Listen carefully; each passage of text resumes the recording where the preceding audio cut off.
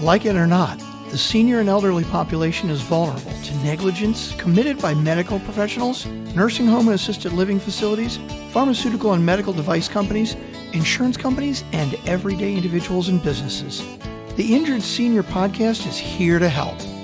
Steve Heisler is the creator of the National Injured Senior Law Center and has been advocating for seniors' rights for over 20 years. You have questions, and Steve Heisler has answers. This is the Injured Senior Podcast. Hello, my good friends in the Injured Senior community. This is Steve Heisler, founder and CEO of the National Injured Senior Law Center, and I am coming to you from what feels like the inside of a sauna. No, actually, it's just Baltimore, Maryland. And Baltimore, Maryland in the summertime is HOT. Yes, the heat index may be over 105 to 110 degrees this weekend. But I am cool and refreshed downstairs in my homemade studio, otherwise known as the Oriole Room. It's filled with all types of memorabilia from the heyday of the Baltimore Orioles, which is the 1960s and 1970s. Some of you might remember that. Anyway, you are tuned in to the Injured Senior Podcast, where we are dedicated to educating and discussing issues of importance to the injured senior and elderly populations and to the children and loved ones of injured seniors and elders. I am your humbled host. Glad to be here with you today. Now, I started this podcast not only for injured seniors and injured elderly, but to provide information to any senior or elderly individual that could help them avoid not only becoming injured, but also avoid discrimination based on the fact that they are a senior or an elder. Yes, I said discrimination. Today, I am going to talk about age discrimination. And age discrimination has a way of injuring a senior or an elderly individual who is the one who experiences the discrimination. Now, the AARP, or the American Association for Retired Persons, did a study that revealed that nearly 2/3 of older workers ages 45 to 74 have reported that they have witnessed or experienced some form of age discrimination in the workforce. That's a lot of people, ladies and gentlemen. 2/3 is an incredible amount of our senior and elderly population, that have come very close to age discrimination. Either they've witnessed it or they have actually experienced it. And that's 2/3 too many. Look, it's 2020 now. And more the aging population is remaining in the workforce. Another study showed that nearly 1/2 of Americans aged 55 or older don't have enough money saved for retirement. So they are just spending their time now in the workforce just to make ends meet. Look, I myself am closing in on 60, and frankly, the word retirement is not something that I even intend to consider until 2040 at the earliest. Yet, age discrimination is becoming more prevalent in today's workplace. Here today to talk about age discrimination is my good friend and fellow attorney, John Stolarz. That's Stolarz, Stolarz. So it's a Z, not an S on the end. John is the head partner at the Stolarz Law Firm in beautiful and growing Towson, Maryland. They're building so many new structures there, so it's a real exciting place to be. If you're ever in Baltimore, Maryland, take a trip out to Towson. His practice specializes in representing employees for discrimination on the basis of age, sex, disability, or race, and for wage theft by an employer. He's been practicing since 1980 and represents employees in the state of Maryland and federal courts. John Stolarz, how are you today? I'm doing well, Mr. Heisler. Come on now. Call me Steve. All right, Steve. All righty. And I can call you John? Sure. All right, great. Welcome to the show. Very, very thrilled to have you on and want to talk to you about an area that you have a deep interest in and is part of your practice, and that's age discrimination. So the first question I want to ask you, John, is in your opinion, how prevalent is age discrimination in the United States workforce today? It happens all the time. And the problem is that employees don't really know when it's happening. And when they do realize that that may have been the case, they have not taken any steps to protect themselves. And that is a real problem. Difficult to determine what the motivation of an employer is when they take any type of disciplinary action against the employee or start nitpicking at their work or transferring their work to people who are younger. So it's very prevalent, and it's very difficult to protect against oneself unless one knows what to look for. Okay, and we will get into that in a little bit. So basically, we're doing an age discrimination one-on-one for our injured senior community. So what protections against age discrimination do older employees have in the workplace? The protection that they have is in the two statutes, a federal and a state statute. The federal law is the Age Discrimination and Employment Act, and the Maryland law also has a statute in the state government article. Generally, the laws, and they're both the same, relatively the same, protect an older employee when he or she applies for a job. And when they're not hired, and this is very difficult to prove, of course, but if there's something during the course of the interview, perhaps, that can lead the applicant for an employer for a job to kind of figure out that the employee is not going to be employed because of their age. But the protections are there for older employees.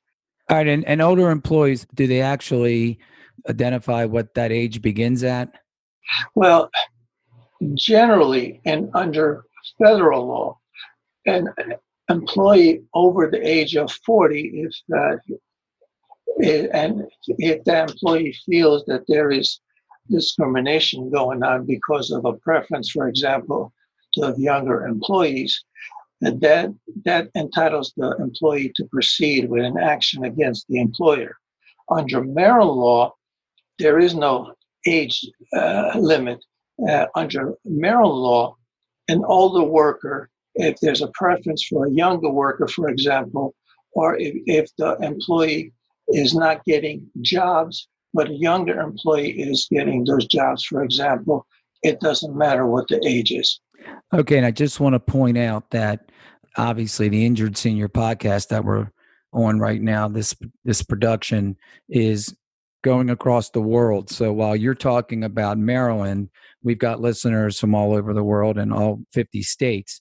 And I'm not going to ask you to talk about age discrimination laws in other states, but do you know whether or not in other states that basically there's the same protection that Maryland gives to its older employees? Most of the states have their own rules, which are similar to the Age Discrimination and Employment Act. But usually, in other states, if there are no such protections, they are protected by federal law, assuming there are certain interstate commerce requirements that are fulfilled, but those are usually not very hard to do. Okay, so in your opinion, should a person who believes that they've been discriminated against because they're a part of the aging population or older than 40, should they make claims under both the federal law and their respective state law? Usually what happens, and let me run you through the procedures.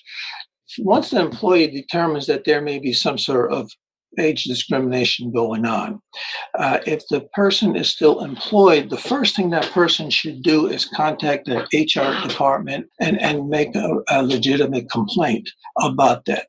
Because if you start filing a lawsuit without taking the steps in the workplace that the employee has available to him, in case there's discrimination, in court you won't fare so well. So the most important thing for an employee to do, if the employee feels that there's some sort of discrimination, is to contact the human relations department in the company. And most importantly, and many people don't do that, is that look in their employee handbook and see what they should be doing if they feel there is discrimination, and follow those rules that are in the handbook. And that will protect the employee from retaliation, because if the employee makes a complaint about age discrimination to the HR department, whether they're right or wrong, the employee is protected from any type of retaliation by the employer for making those complaints. I mean, what's the best way to report it? First off, I mean, I'm sure there's intimidation. So they're kind of between a rock and a hard place because they're afraid that if they're being discriminated against, and that could be in a lot of different forms, but that if they go to the HR department and they report it, then they're afraid that something could happen to them. So, but you're saying that they could then pursue a wrongful termination or retaliatory termination type case if they were actually fired because they reported it or complained about it. Well, let's break it into two parts here. First is if the employee is still employed and he feels that there's a age discrimination going on, or that the employer is starting to move towards replacing that employee and with somebody younger, the employee needs to make the complaint. And I'll tell you why.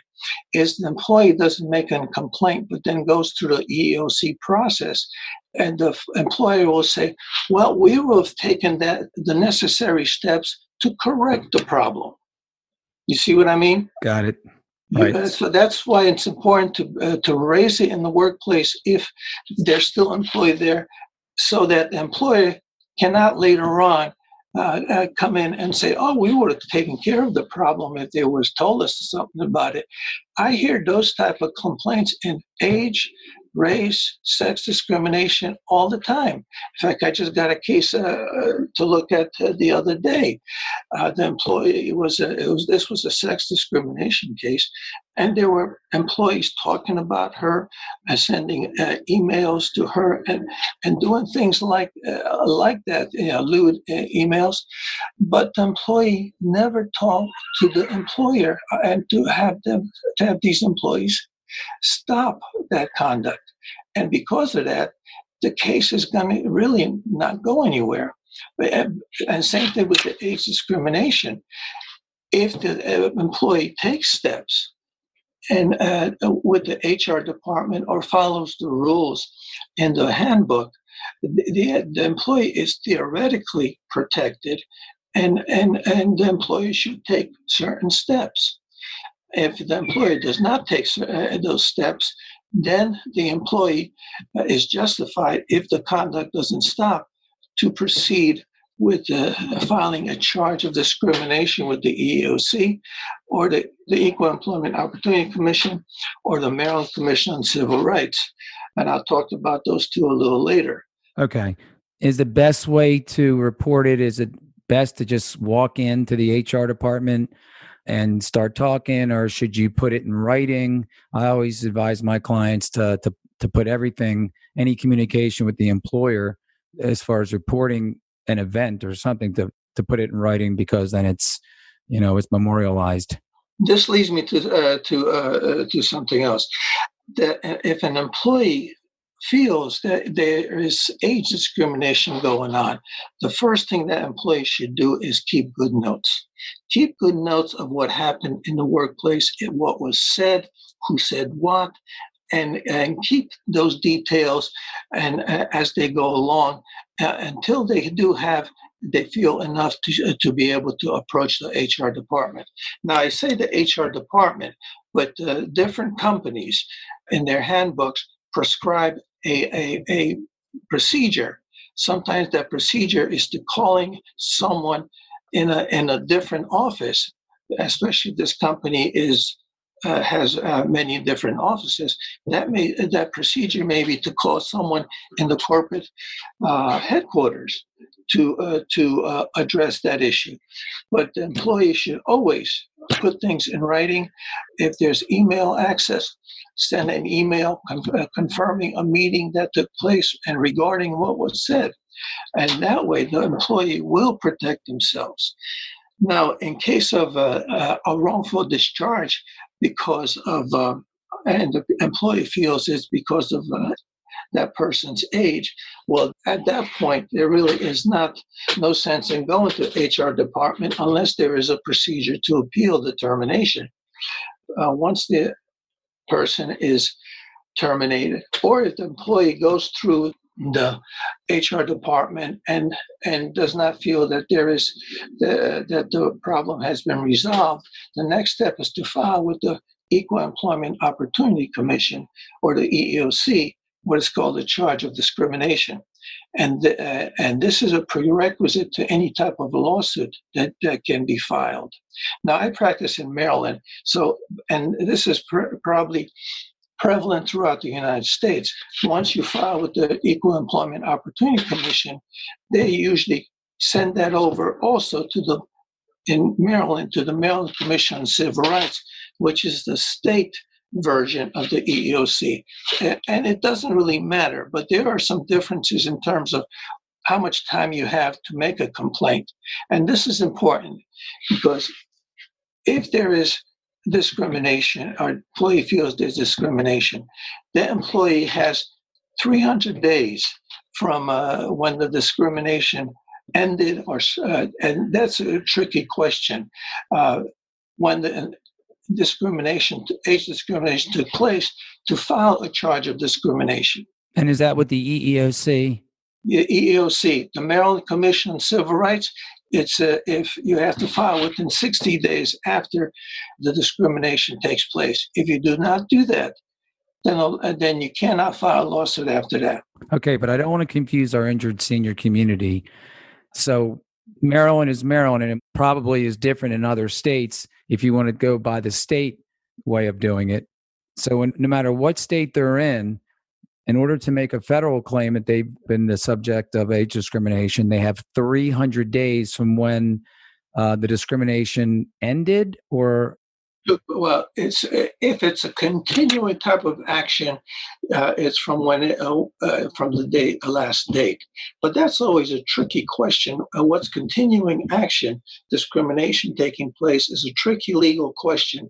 So the employee should always make the complaint as soon as possible and not wait. Okay. So what our listeners can take from that bit of advice that you gave was that there are time limitations. Federally, there's 300 days, but the sooner you make the EEOC claim on the federal side, the better, because you don't want to get in a situation where you made the claim too late and it's barred by what's called the statute of limitations. Is that correct? Right. Okay. And if they want to make the state claim as well, they should check with their local civil rights commission or human relations commission to see what the deadline is there. But if they miss the state statute, if it's under 300 days, they can still make the federal claim, correct? That's correct. Okay. And EEOC usually cross-files with the state version of the EEOC and all around the country. But they're protected if they file with the EEOC, because then their protection falls under Title VII. Sorry, not Title VII, Age Discrimination in Employment Act. That's Title VII is race discrimination. Okay. So they can make the claim under I think it's the 1967 Act, the Age Discrimination Act? Well, no, it's called the Age Discrimination and Employment Act, ADEA. All right, great. So, John, is there a difference between making a claim with the EEOC and filing a private suit? In order to file a private suit, do you have to file with the EEOC first, or can you actually just go and file, a private suit? Now, in Maryland, and throughout the country. If you want to file under the ADEA, you have to file with the EEOC first. And if you want, I'll go over a little bit of the process that what happens with the EEOC. Yeah, you know what? We can actually do that in our next episode. I got a couple more questions for you. But just generally, the EEOC, they have to go through that process first before they can file a private suit, correct? That's correct. Okay. This Right. is in Maryland under federal law. Now, I do not know the state laws throughout the country because I don't practice there, but that's the rule to file it under federal law. And again, in your opinion, is it smarter, no matter what, just make the claim with the EEOC? Yes. Okay. And do that. And then from there, if they find that there is discrimination, they give that employee the right to file a private suit if they want, correct? Let me correct you on that last statement. By filing with the EEOC, whether the EEOC investigates or whether they find anything or not, and it doesn't matter because it comes a point in time where you can get what's called a right to sue letter from the EEOC, regardless of whether they found anything or not. And at that point, you can file a lawsuit. Okay, so whether the EEOC backs up your claim or not, you can still file a private suit, but you still have to go through the EEOC first. That's correct. Okay, great. Let me ask you this. What protections from retaliation do employees have in the workplace, older employees? Well, the statute, the federal statute, and most states protect an employee from making the claim. And regardless of whether that claim the employee makes goes anywhere, even if the claim is such that it's not really justified, the employee is still protected from making the claim. And the reason for that is so employees are not afraid to make complaints about discrimination going on in the workplace. Now, you got to take that with a grain of salt because most employees will be afraid to really raise this if they're not sure. And that's a real problem. They should, but realistically speaking, there are times there are those type of lawyers and supervisors who will, after that, treat the employee differently, scrutinize the person's work a little more, and enforce the disciplinary rules a little more. So, again, if the employee makes a complaint and then it is or is not rectified, it doesn't matter. But if there's retaliation, again, the employee needs to very carefully listen to what is said, write down, make notes of anything that happens which they feel is that they're being treated differently than other employees because of the complaint. And again, if they feel they're being retaliated against, make the complaint to the HR department or follow the rule, what it says in the handbook, because every company has rules against retaliation. So in larger companies, they will actually enforce it against supervisors. So what are some examples or what are some red flags that our injured senior community should be looking out for that might tip them off that they're the subject of age discrimination? Such as all of a sudden they're being disciplined for things that other younger employees are not being disciplined for, or younger people are getting raises, the older person's not getting a raise, things like that. And sometimes if the employee is sharp enough and realize that may be occurring, there may be comments by supervisors, which would perhaps demonstrate that the older employee is being treated differently. Another example is that the older employee is all of a sudden not being included in meetings, and younger employees are being included in meetings. Those are the signs that there's something going on, and that employee is being treated differently on the basis of their age.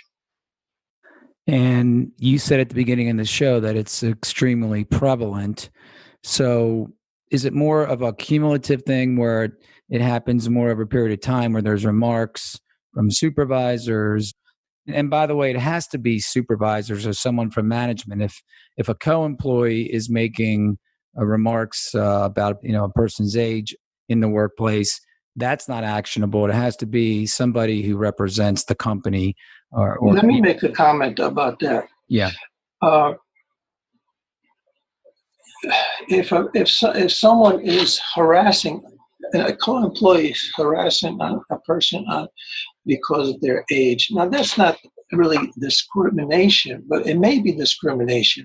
But at that point in time, and this happens more in cases of sex discrimination, race discrimination, where some employees are picking on another employee. But the rule is that once that occurs, the employee that is aggrieved as the older employee, again, needs to raise it with management and follow the procedures set out in the handbook, or just contact the HR, or even raise it with a supervisor, so that these co-employees do stop from making any type of further derogatory comments. Okay, but again, the rules are the same. You got to follow the procedures in the employee manual, or what the company provides. See, some companies may have a 800 number for employees to call when they suspect there's discrimination or retaliation, and the supervisors and the local HR department may not be brought in until later on. So you got to follow those rules. So even if they're being discriminated against, or the subject of taunts or comments about their age, they still need to go to management and report it. And if management fails to act, then that could be a form of age discrimination that would be actionable on their part? Yes. Okay. Yes, it's very important, that because if you eventually wind up going to EEOC and filing a lawsuit, the employer's first defense, if it has it, is, well, the employee never told us anything about it. That's why it's very important to report it, keep good notes, confirm it in writing by email if that's available, and that way the employee is protecting himself or herself. Got it. John, the clock is ticking down. I want to ask, as my last question, are there any recent cases that you handled involving age discrimination that you could maybe just talk about to our listeners, kind of give them an example of it that you were involved in? Well, there is one that comes to mind where this was an employee contractor who had a contract, and this was an engineering outfit, and they had a contract with NASA, and the employee had been there for has been there for like 20 years. He was older, and then that company was sold to somebody else, and things were going well. And then all of a sudden, the subcontractor hires 2 or 3 younger individuals, and they were been doing the same, and for the same job that this employee was doing. Now, there were other people doing the same job. And then all of a sudden, about a month after these employees were hired, and they had actually better credentials that this young older employee had. And then the older employee's supervisor started micromanaging that employee and saying, well, you did this wrong, you did that wrong, even though he'd been doing the job, primary person doing the job for many, many years. So that was a sign of the age discrimination, and charge of discrimination was filed, and that case was resolved. Those cases, usually when they're resolved with companies, the terms are confidential. So I can't go any further on that. No, I get that. Which brings up one just quick question. What type of damages can a individual who's been the subject of age discrimination, what kind of damages could they be awarded? The majority of cases for discrimination are settled before you go to court. But once it goes to court, the damages available to the employee are: if the employee was terminated, the employee gets his back wages to the time of trial, and if he has not been able to find a job, the wages he would have earned if he was not terminated. And if the employee was terminated on another job, and the job he found, he was earning less money, then the difference there would also be recoverable up to the date of trial.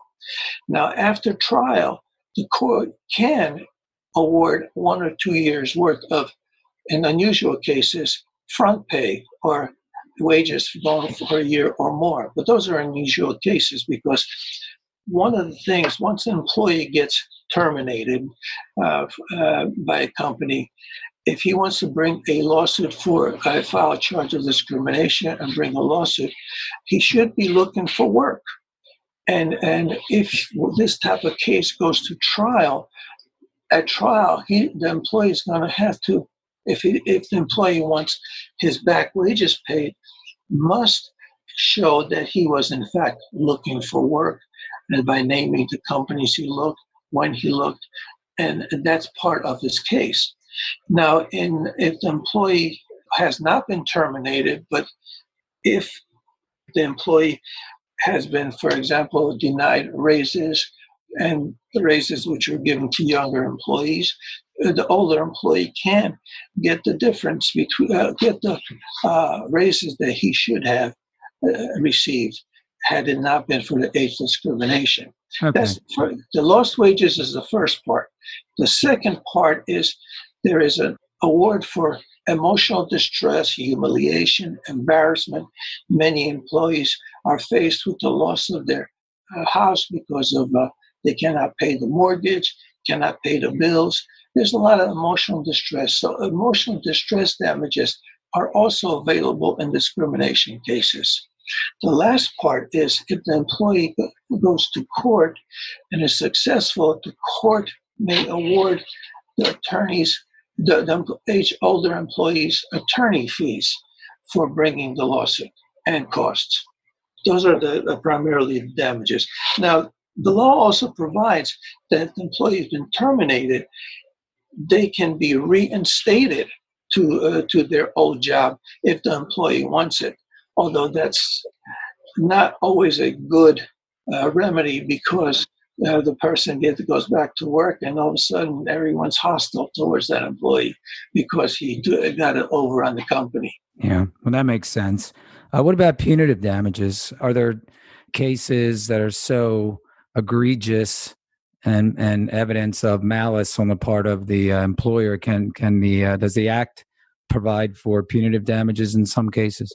In some cases, they may be available, but usually they're not. They're very difficult because you've got the emotional distress, you've got the lost wages. Punitive damages may, in certain cases, be awarded, but that's rare because you have to demonstrate actual malice towards the employee, that there was intent to injure the employee. Got it. John, valuable information. We are very grateful and thankful that you took some time out from your very busy schedule. This is an audio, but I did get a glimpse of you on video before we started, and you were dressed up to the hilt. So I know that you've got important things to do today. So I am just, and we are all just very happy that you were able to give us some of that very, very important information. So, John, if anybody in our injured senior community suspects that they could be a victim of age discrimination in their workplace, if they wanted to get in touch with you to ask you questions, I know that you only practice in Maryland, but if they're calling from Maryland or anywhere else in the country, would you be able at least to advise them and possibly refer them over to somebody in their neck of the woods? Oh, yeah, of course. I'm a member of the National Employment Lawyers Association, so I talk about the discrimination laws in other states with other attorneys in other states, and I can always make a referral.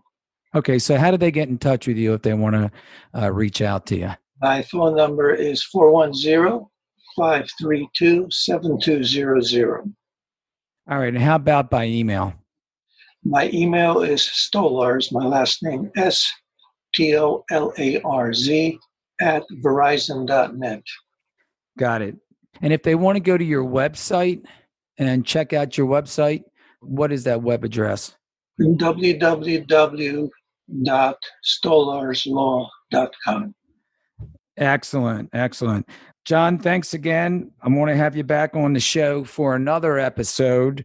So maybe we could talk more about EEOC procedures or get a little meatier in that particular subject area, because this is an important subject. And as I stated earlier in my introduction, there are more and more seniors and elders in the workplace. So there's not going to be any lack of work for the age discrimination attorneys, it looks like, because as you said, it's more and more prevalent and you've got more aging individuals in the workplace. So we haven't seen the last of it.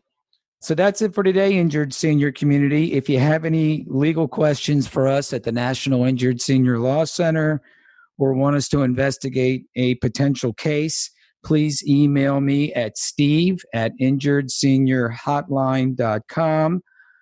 Also, if you would like to audition to be a guest on the Injured Senior podcast and talk about your experience with any type of discrimination, age discrimination matter, or any type of matter where you were injured, we would be more than happy to talk to you and see if it's appropriate to have you on to talk about something that could educate our listenership. If you want to audition, email me again at steve@injuredseniorhotline.com. Now, Injured Senior Community, if you like the content that was discussed today in this episode, please head on over to our show notes where you will find a summary of today's show and any important links we mention in this episode. Also, always feel free to reach out to me. As I said, I am an active attorney and handle all types of cases involving injuries to seniors. And you can go to my website, which is www.injuredseniorhotline.com.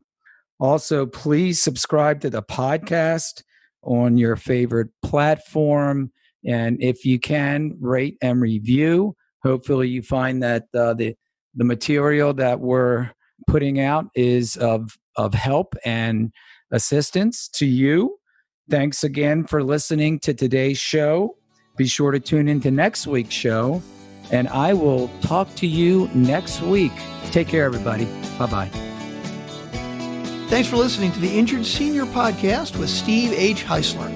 If you enjoyed the podcast, please rate, subscribe, review, and share on Apple, Google, or wherever you get your podcasts. To find out more or to get help anytime, go to injuredseniorhotline.com or call 855-622-6530. We'll see you next time.